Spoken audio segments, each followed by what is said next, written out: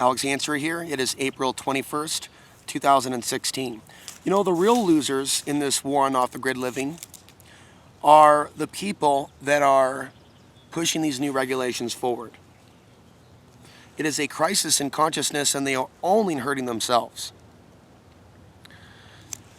I think it's important that people understand that this is not a good sign for our country and what life will be like in the cities.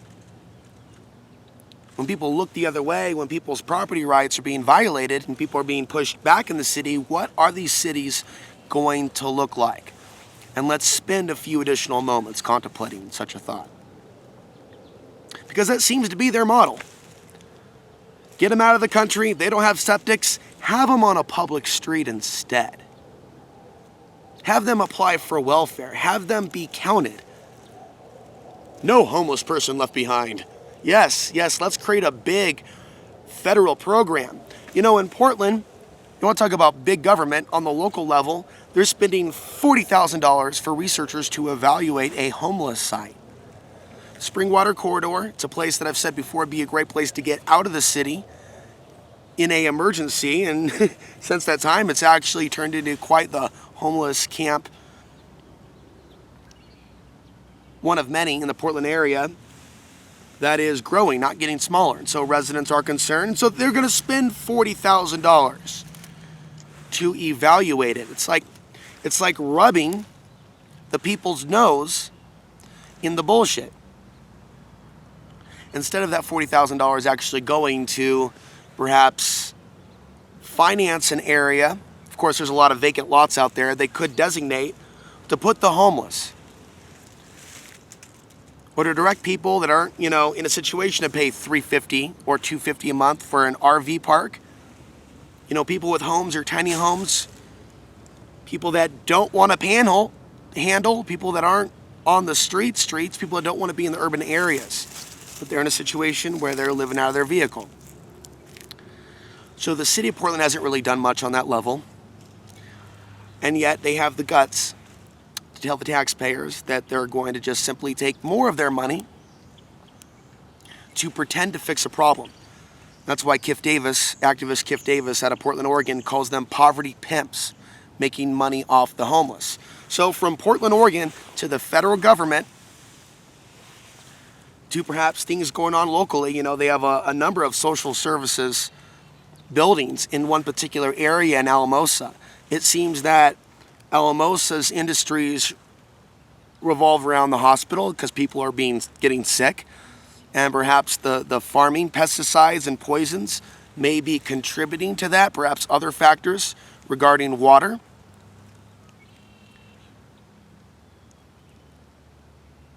Law enforcement, there's quite a bit of training.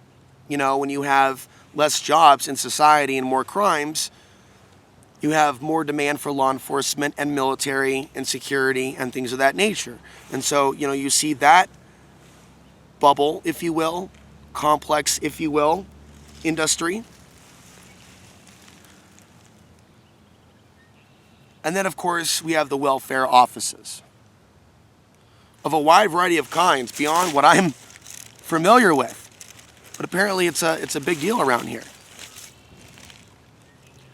And so therein lies the disconnect. There are people that are not on welfare that came to live off the grid in a variety of counties out here.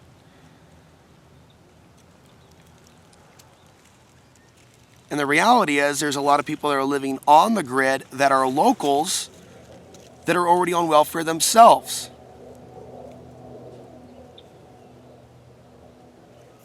That fail to see the value in people coming out here that aren't on welfare. That on their own, they're able to make enough for themselves to survive. A couple years ago, it was about simply surviving the cold. It was about being able to afford to get to town, Alamosa, or wherever somebody got their water. Firewood during the winter. Basic things like that. This has been known to be one of the more harsh environments in the U.S. to live off the grid. That has also kept the population down. There are people that have bought land out here, that found it on eBay or other websites, only to never come out, not once in their life. And some have come out, take a look at their land, they do a few pictures, and they go back.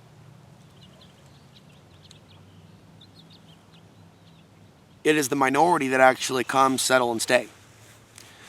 And I don't see anything wrong with actually going back, coming and going, coming and going. I think that's natural too, to come to this area, visit it for a season, and then take off for the winter, something to that effect.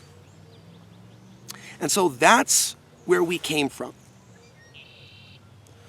And instead of the dynamic human spirit that is able to survive the elements, it's like we're seeing the criminalization of life, of being able and capable. It's like a strange movie I'm in. I worked real hard to get here. I got to experience peace and freedom without county interference for 9 months between November 2012 and September 2013. My first experience with Costilla County was seeing how some of the locals can be pretty nasty, cruel, programmed by the matrix, programmed by the national politics. Just because they're not in the grid doesn't mean that they have higher consciousness, seeing the level of gossip, backstabbing, delusions that they own the road because they've been here for multiple years. So I was schooled in the fact that just because you go off the grid in some of these beautiful areas, it doesn't mean that others have also had an expansion of consciousness.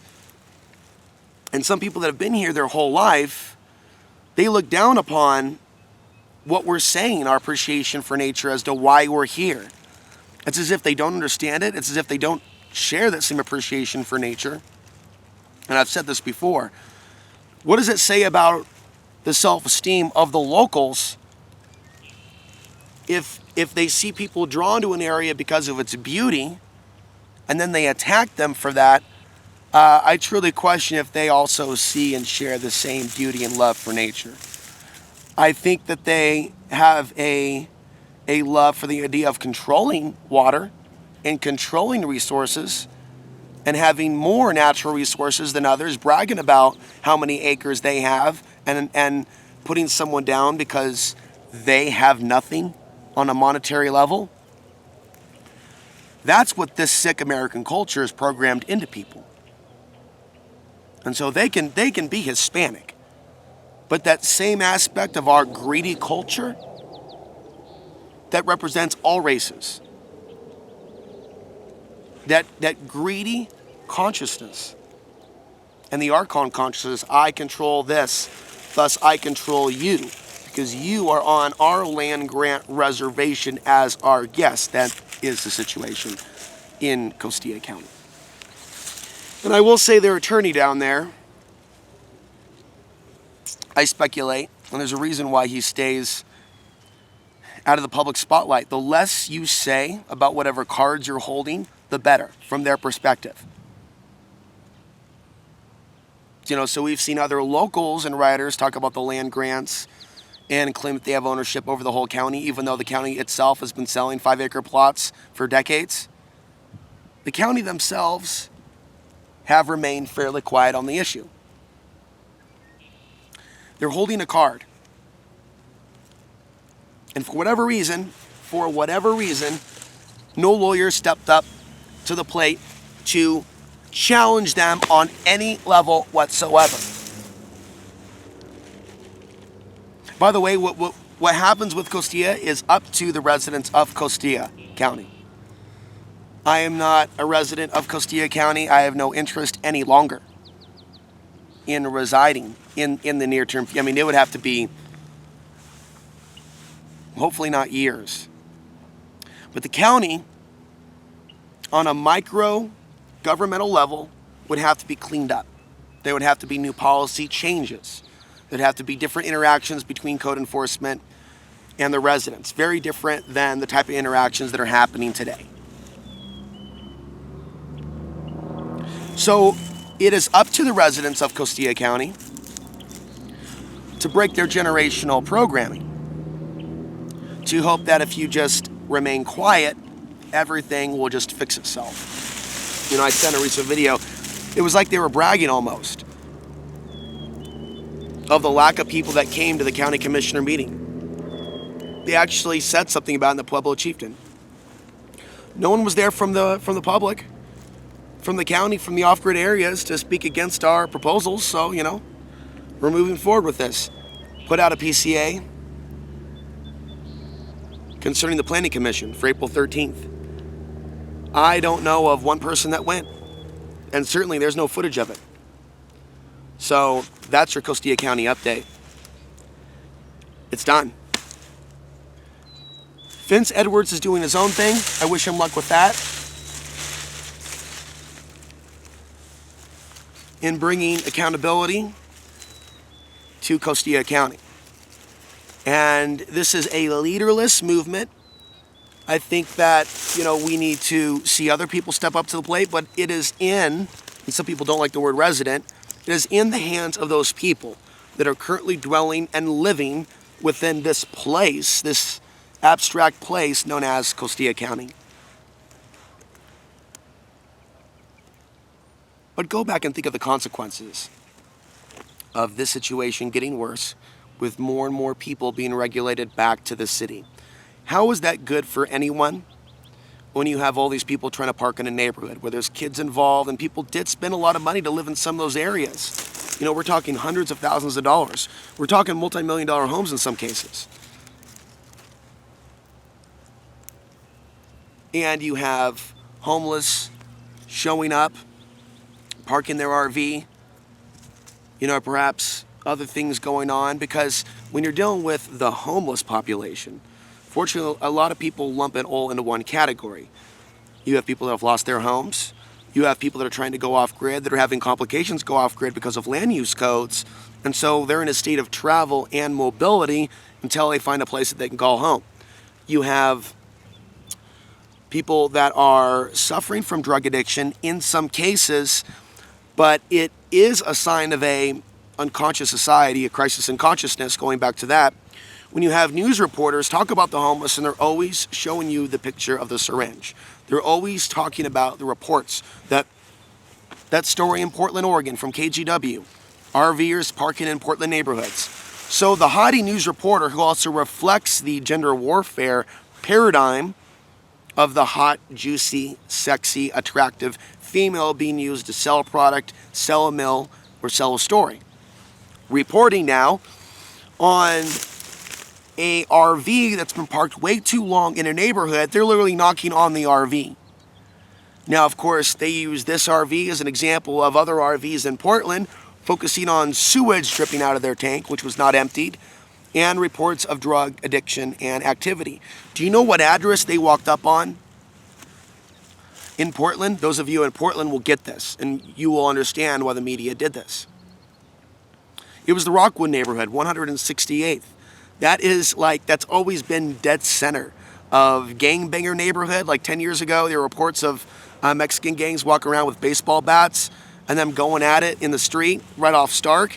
Also, a lot of heroin and cocaine has been sold out of that area. So there's a lot of gang energy, drug dealing going on, prostitution, and of course, in an area where you're going to have drug use and prostitution, yes, a certain amount of the RVs that voluntarily choose to park there, mind you, may be down and out because of a substance issue. That doesn't reflect the family or the father-son or other situations where, mother-daughter, husband and wife, boyfriend-girlfriend, also some gay couples, just a variety of people and single people. I'm single on my particular journey. Are living now in RVs for different reasons. I hate to come back to it, but we are dealing with a period where eventually gas is going to go up and it could explode. Do you realize how hard this is going to be on the traveling RVer if they are in a state of movement because they cannot stay where they are, or they may be allowed to stay at the Walmart parking lot or where they are, but it's not a peaceful experience. Again, we have different levels of sensitivity. Some people can have 4 cell phones around them and not feel a thing.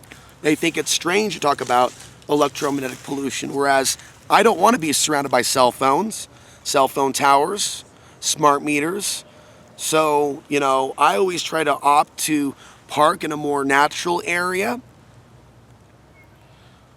or parks near cities or areas where I can be away from the homes. And so I actually employ a certain strategy. A couple tips I will provide, I think are obvious.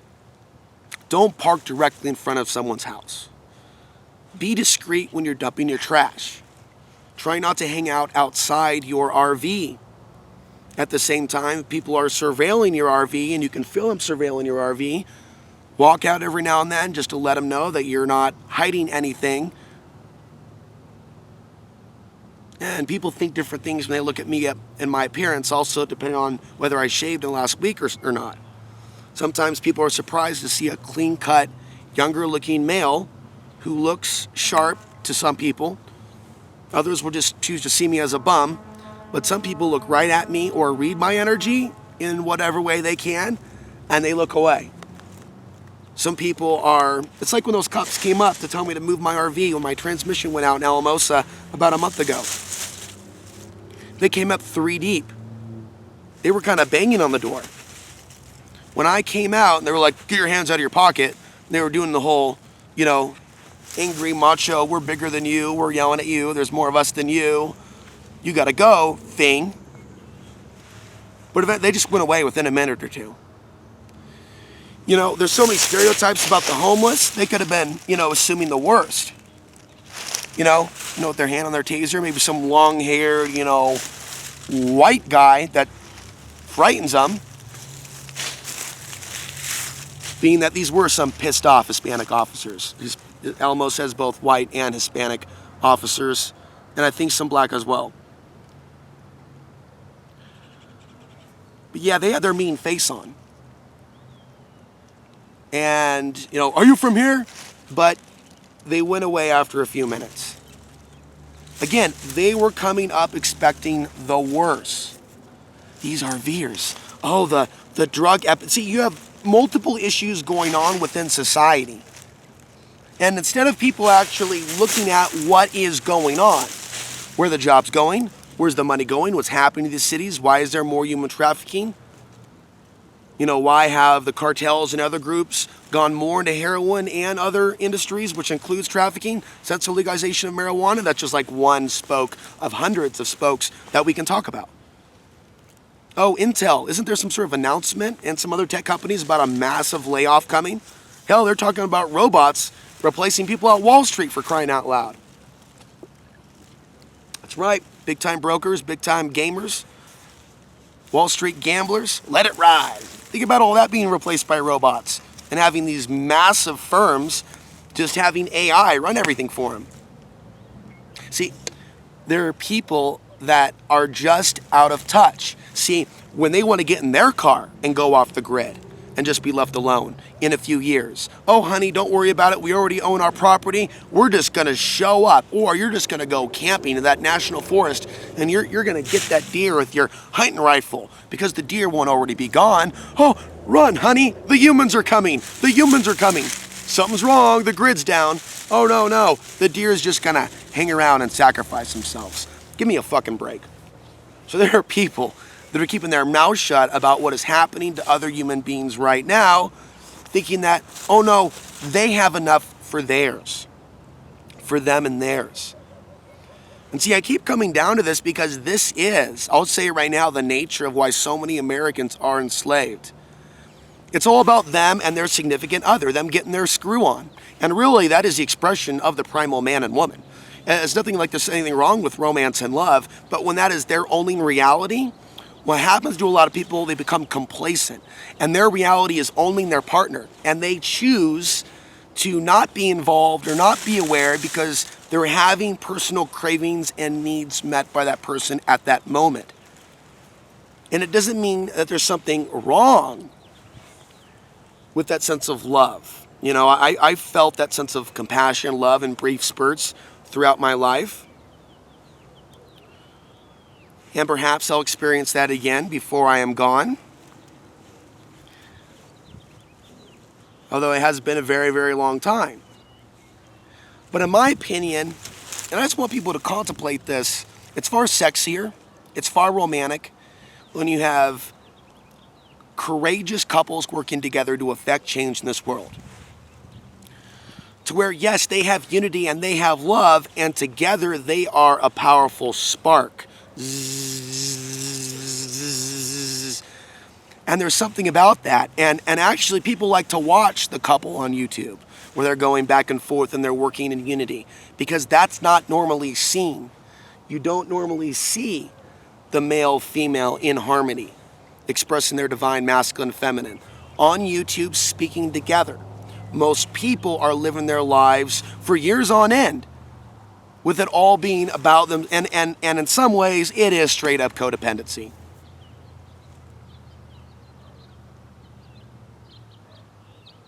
I know how amazing the sense of intimacy can be and healing it is, being someone that has had so little of it in my life. And basically was thrown away by each of my parents in their own way. And struggling throughout my whole life with that emotional torture, and then living in this world and being looked at by some aspects of society. When I sold my gold and silver, the lady straight up went, "Ansari, huh?" Again, my middle name's Saeed Ansari. It's all on my ID. And this day and age, when someone's taking your ID and they're in the matrix of, oh my God, they're coming to gang rape us, they're coming to gang rape us, the Saeeds and Muhammads of the world, and they look at my ID, you're dense. Those of you that think that because you have heart and compassion, that other people don't think that way. And periodically I will remind you of that. That's part of the matrix that I live in. So I've had to survive this life without love, without physical, real human intimacy and compassion. Maybe a friendly comment here and there from across the planet. And so I have done what I've done on my own. And that's not easy. It's not easy to walk in my shoes. And yet, straight up, I see white Americans that I do not see as actual targets of the state. They're constantly told, though, oh my God, whites are under attack, we're under attack. And yes, in the media is pouring gasoline on quite a bit to cause this manufactured civil race war paradigm. Talked about it a lot. But at the end of the day, the white genocide reporting on the internet is ultimately there to keep white people angry at all different types of colored groups, to create the sense of defensiveness, to create the sense of war. So misunderstandings can take place because we are humans. Misunderstandings take place amongst all people and racial groups. But if people of perceived different backgrounds that have falsely identified themselves with a racial background, they bump heads against someone else that they're programmed to be at odds with, there's going to be conflict. There's going to be a royal rumble. And that has been their objective. Domestic civil unrest within the United States during this, mind you, solar cycle, which we've now completed. We're about to go into the minimum, but we see the democracy spring alongside the recent geomagnetic storm. We see the recent geomagnetic storm before that, and we see false flag terror attacks in Brussels. And again, crisis in human consciousness. We have people that understand astrology, understand the effect of the full moon, of which we're going through now, and they might pretend that they do, but truly not understand how the sun affects human behavior. What does it say about human consciousness, and how much more the collective has to know about itself? Cause and effect with regard to light, energy, solar rain. And as we go through this whole shift that is taking place over many years, more solar rain comes into our planet, solar radiation, and we see the weather effect. We see the earthquakes. We see the ring of fire. We see the effect on wars and the war cycle, and we have the 2020s coming up, which will be the next solar cycle. And it's the red zone where X marks the spot, in my opinion, with this coming third world war between the U.S. and China and Russia.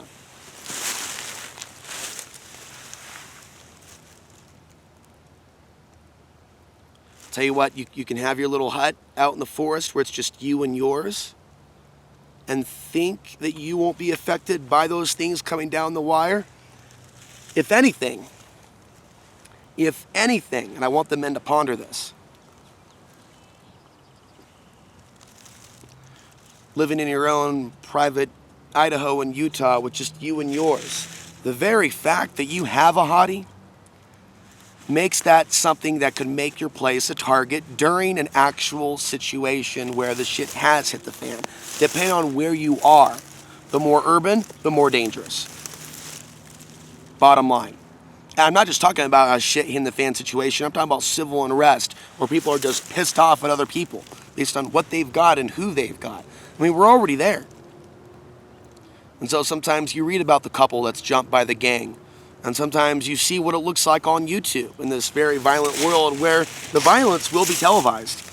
I'm not sure about what revelation or what revolution, but the civil unrest and the violence will and is and has been televised. And I also see the really poor decisions that a lot of women have made with picking a protector. Because on one level they're guided by their instincts, but their instincts have been redirected. Sexual instincts, violent instincts, protective survival instincts, all these things can be rerouted, and they can start with, you have a hamster on a wheel, a human one, and they're going after all these dollars and credits and bling bling and Bitcoin. Don't act like that's not materialism. And Bitcoin and silver coins, might as well throw that in gold, and they're going after all this stuff. And it's all based on that money matrix. Real resources, food, water, things of that nature, those things are arbitrary. So the instincts get rerouted to chase those things. And it doesn't mean that those things can't make our life easier in some respect, but when the whole life is geared towards, and then there's the whole story about the mouse hitting the button, which excretes a drug, but the mouse keeps hitting it because the mouse keeps getting pleasure. But the more drugs that the mouse takes in, the closer it is to death.